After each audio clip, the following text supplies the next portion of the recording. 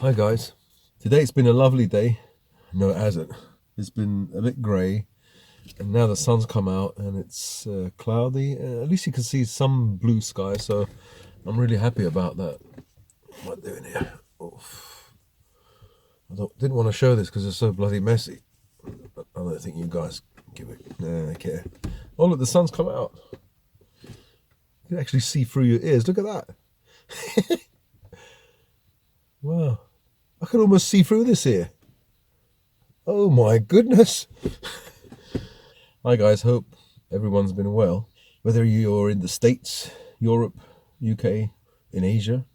Do I have any Asian fans or subscribers or viewers? Hi, wherever you are.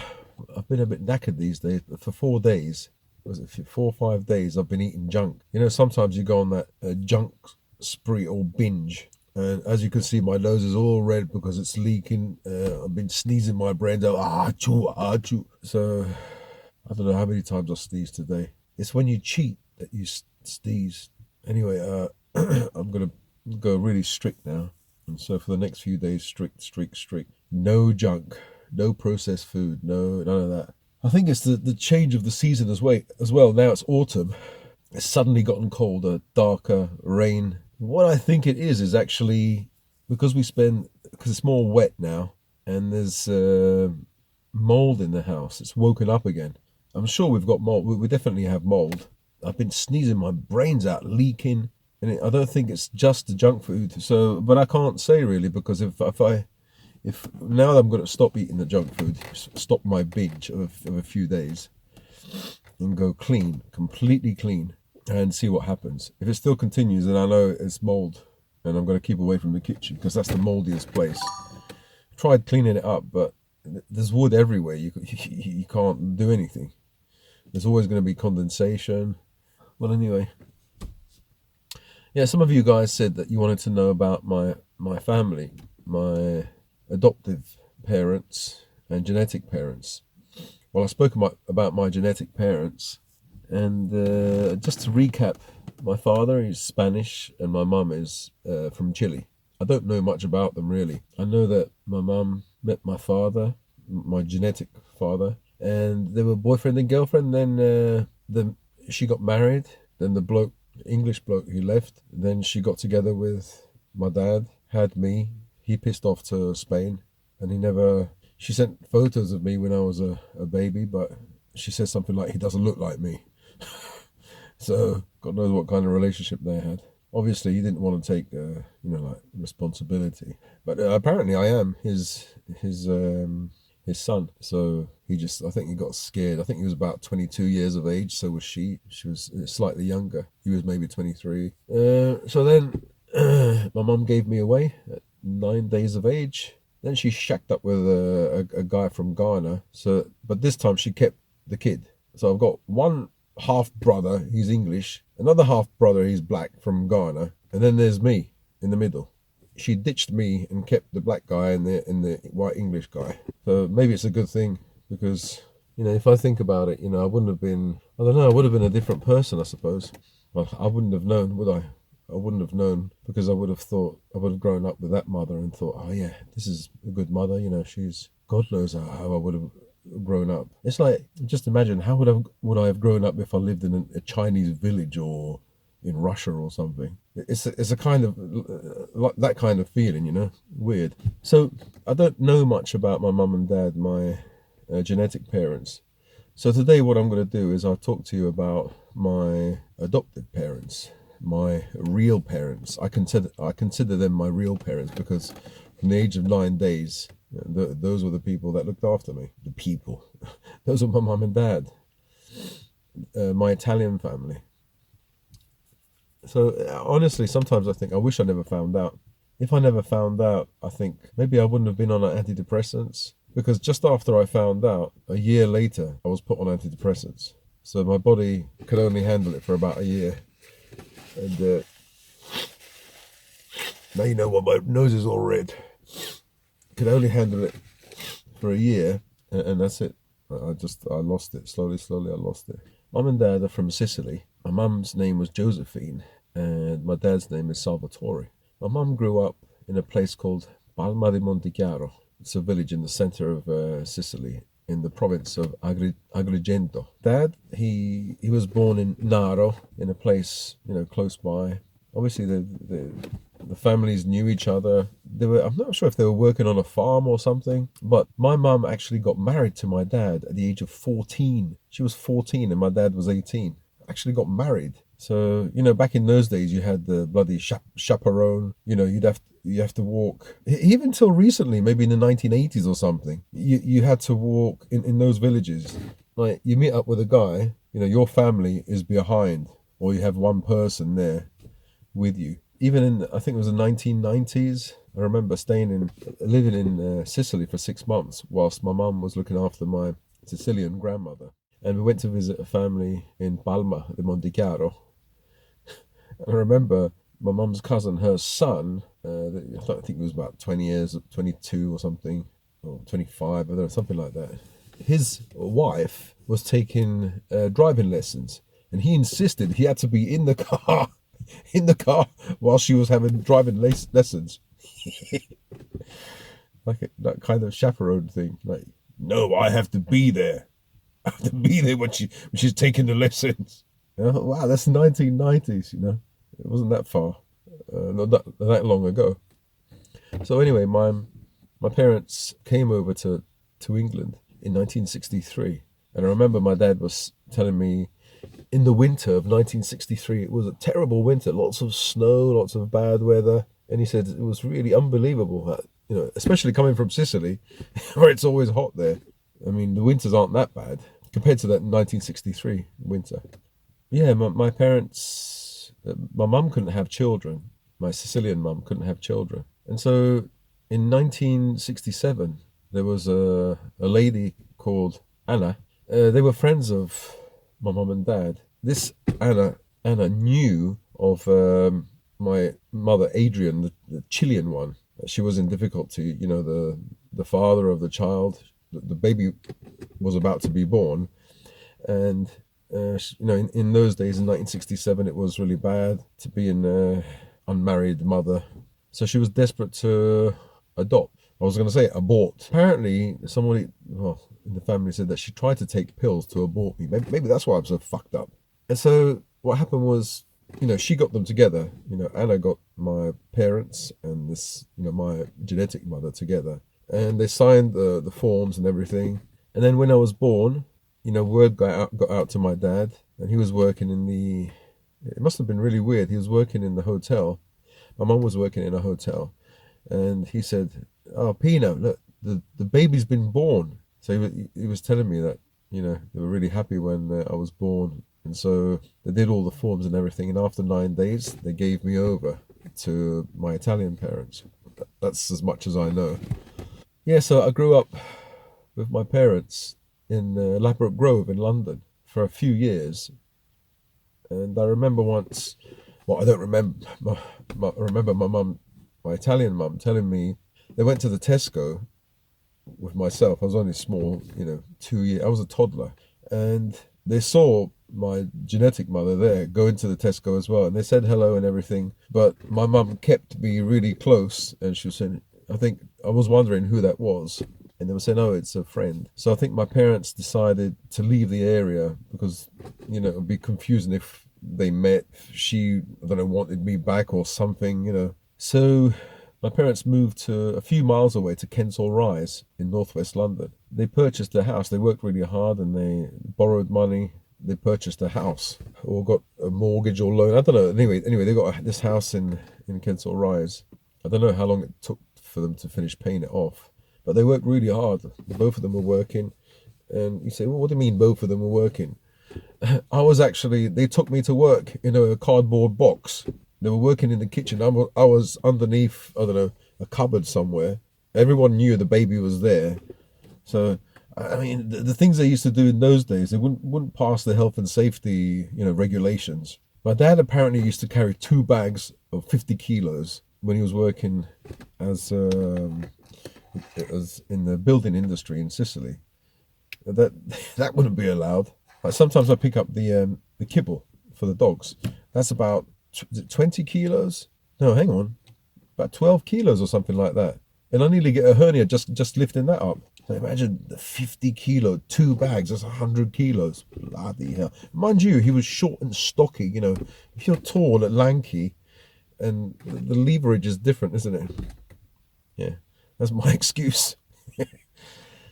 I think people were built differently in those days. Now, I think the hardships made them stronger, a lot stronger. We haven't really had hardships. Even the hard men of today have an internet, shave their nuts, check themselves in the mirror. Yeah, hard men. Yeah, so I grew up in this area called Kensal Rise. It's a really nice area.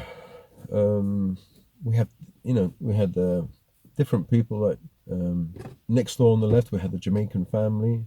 A few doors after, there was another black guy with a dog. I remember he was neutered because this dog kept barking all the time. On our right hand side, with a Cockney family. Then he had another English family. Well, it was just a lady, I think. She was divorced or something. Across the road, Indian family. On the right, a Spanish family. Further to the right, my right, an Italian family. Opposite us on the left, a Greek family. Quite a few Italians in the small space. English, Scottish. Well, anyway, it was really nice. In our this area, it was so nice, peaceful, relaxing. There was no crime that I can remember. You know, my parents didn't tell me about anything. I didn't see anything.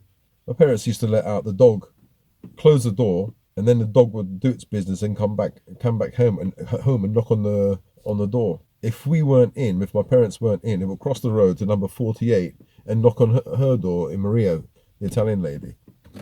People used to do that in those days. As I said, they wouldn't pass any safety regulations or any laws nowadays. So all I can say about my parents is they were really wonderful parents. You know, sometimes I think, wow, the best parents I could have had. You know, sometimes people say, oh, if mental health problems, what was your childhood like? Fantastic. It was fantastic. I had a great childhood. I was really, really happy. I can't see. I tried to look back and see, where was this bloody trauma? Was there a trauma somewhere? No, there was no trauma. I just don't know what happened. You know, I was an only child, so I grew up shy. My parents didn't make me go to school discos or anything like that, because they tried to, like, protect me and, protect me. Yeah, I was going to defend me, but protect me from, any bad influences. So maybe that kind of stopped me a little bit from socializing and made me more shy. But anyway, back to my parents. My parents would go every year, if they could afford it, or every 2 years, back to Sicily. It wasn't that expensive.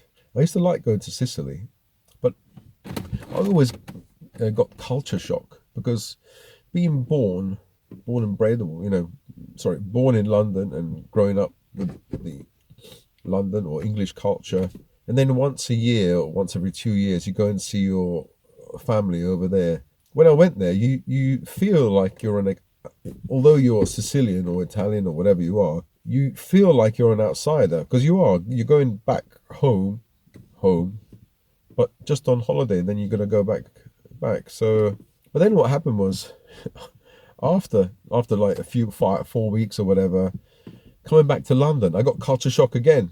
Back to London, I thought, oh my goodness.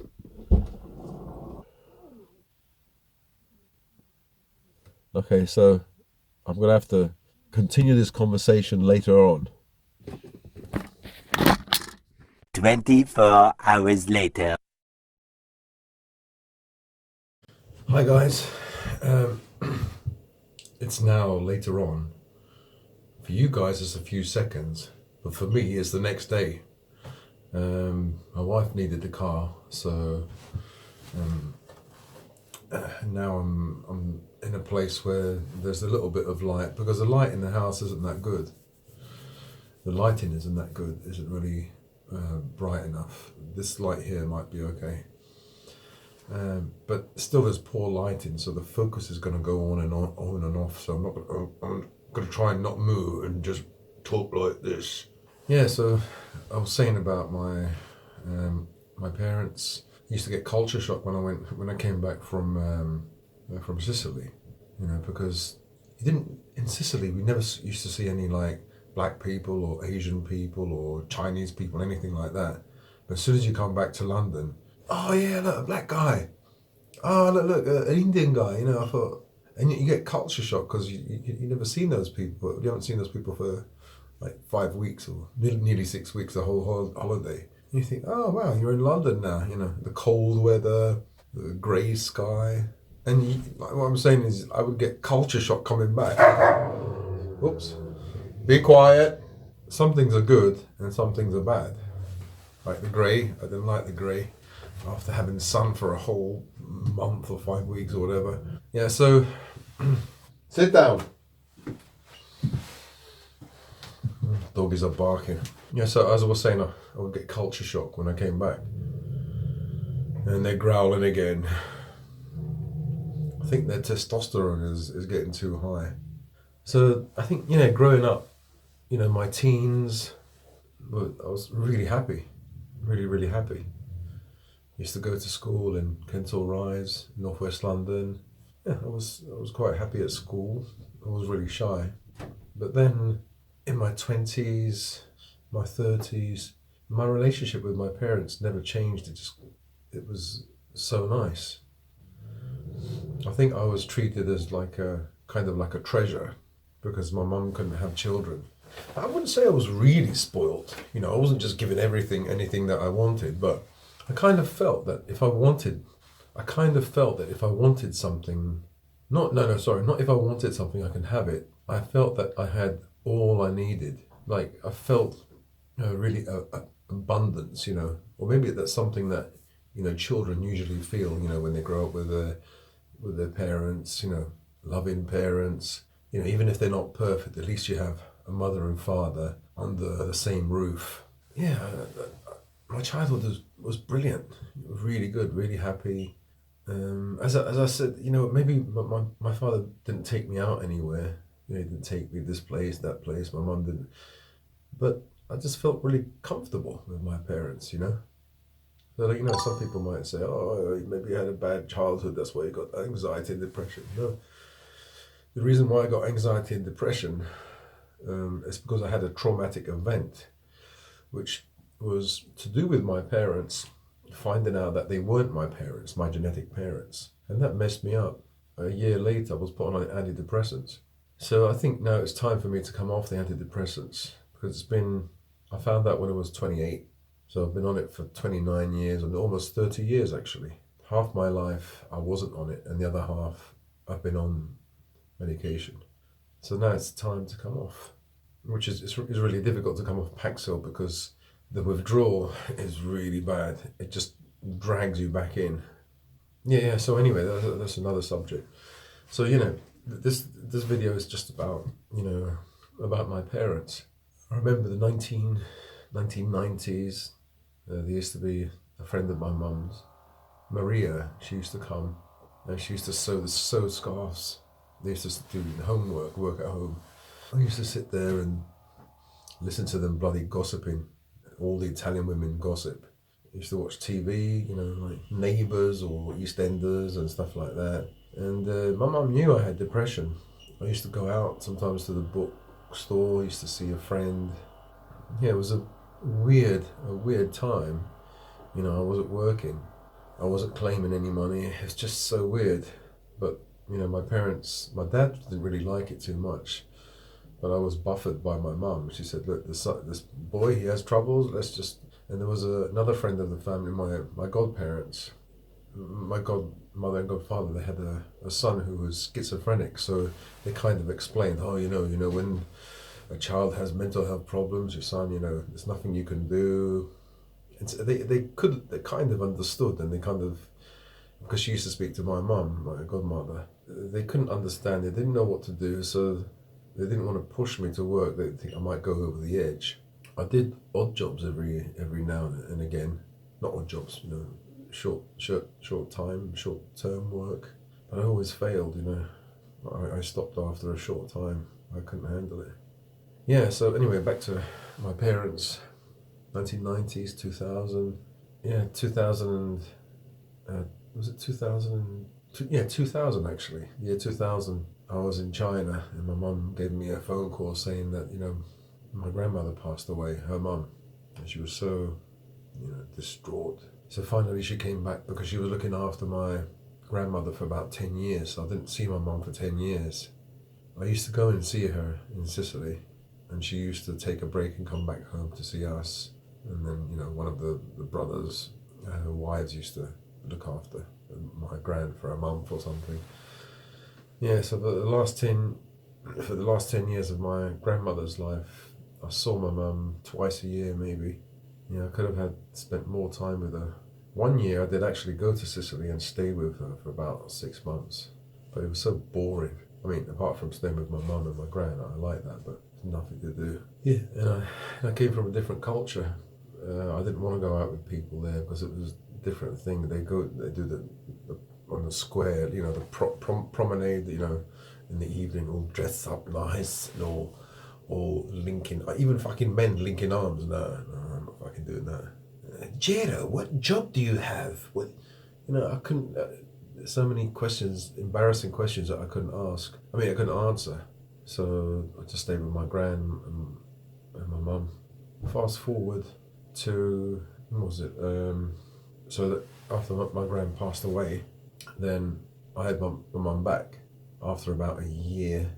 No, what am I talking about? After a few months, just a few months. Within a few months to a year, something like that. I don't know, maybe 6 months or something. She contracted cancer, and the doctor gave her 2 months. And it was 2 months when 2 years, and she passed away after 2 years. So that was like 1.5 years of going to chemo and stuff with her. Not a good time. Not a good time for my mum, of course. Very stressful. I had loads of anxiety. I was angry, sad. Anyway, mum passed away. And then, so that was 2002, or was it 2003 maybe? So then I said to my dad, I want to go far away. I want to go somewhere far. I want to forget. I don't want to forget my mum, but I want to forget the whole chemotherapy stuff. And I went through with my mum because I have cancer, like a cancer phobia, cancer anxiety. It's called health anxiety, but specifically cancer. Being afraid of death is one thing, but that's why I was put on antidepressants, because I have a fear, like a phobia of cancer. And being an only child, my parents not understanding English very well. Be quiet! Sorry about that. And my parents not understanding English very well. Obviously, I had to go to all the appointments, which I didn't mind doing. I had to face that bloody word, cancer. I had to go to the chemo, seeing other people even younger than me. And that was brutal. Brutal for my mum. I just saw it. She had to go through it, and those people had to go through it. So anyway, I said to my dad, I want to go far. I want to go far away. And I always wanted to go. No, I went to China, didn't I? In the year 2000. In 2003 or 2004, I'm not sure what year. Because I had to save up. How'd you save up? Well, I rented some rooms. My dad rented some rooms in the house to pay for bills and everything. And there was a period my dad and my mum and dad were away, and so I just rented the rooms to some Japanese or Italian guys, and I didn't spend any money. So then I had the money to go to China. China was really cheap back then, really, really cheap. Well, anyway, I said to my dad, I want to go far away. He said, yeah, go on, sure, son, just go away. And he was probably happy to be alone. He just wanted to be alone finally and get some birds, maybe, which he did. So I kept going to China and coming back, like staying for a year, doing some work as a teacher, teaching young children. It wasn't really work. It wasn't really hard work, but yeah. So then came back, and then that's when my dad started to get ill. He got dementia, and then he had to have operations on his knees. So as I was saying, my dad then got dementia, and then he had to have an operation on his knees, and the rest is history, as they say. My the relationship I had with my dad was a bit difficult because he was very strict, very tactless. But he was a good man. He was simple, but he was good. He was good to me.